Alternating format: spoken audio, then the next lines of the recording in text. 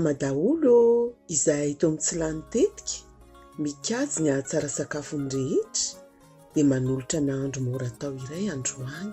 Ho hitantsika ho avokoa ny tsiro, ny fanjarian-tsakafo ary ny tetika madinidinika, nefa tsy mandany vola be loatra.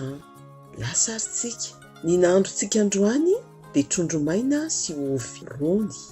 Ny trondro maina dia anisan'ny manan-karena singa ho amin'ny fanjarian-tsakafo. Mora hita eny an-tsena, mora tehirizina ary tsy dia lafo vidy.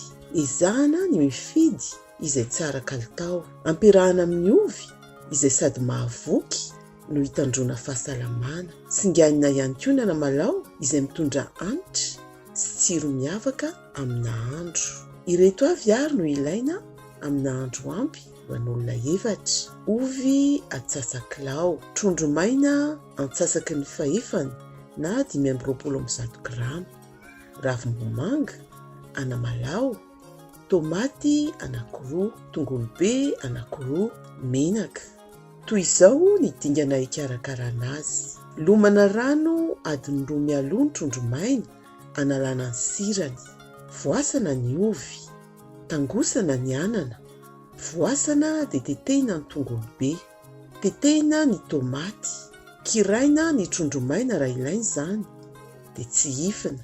Endasinao ambulany amin'ny menaka kely ny trondro ary asiana vinaigitra iray sotro kely. Arotsaka ao ny tongolo voatetika, arotsaka ao koa ny tomaty voatetika, aroharona tsara dia arotsaka ny anana sy ny ovy voatetika. Ampiana rano misimisy dia saromana. Ketrehina mandritra ny 30 ka hatramin'ny 50 minitra.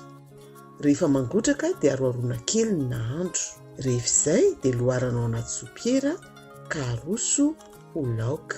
Ireto misy tetika kely mikasika io nahandro io. Ny vinaigitra kely atao amin'ny nahandro trondro maina dia manampy ahalefin'ny fofony. Amin'ny ankapobeny dia tsy asiana sira ny laoka trondro maina, nefa andramana ihany ny nahandro ka raha tsy ampy dia ampiana sira kely.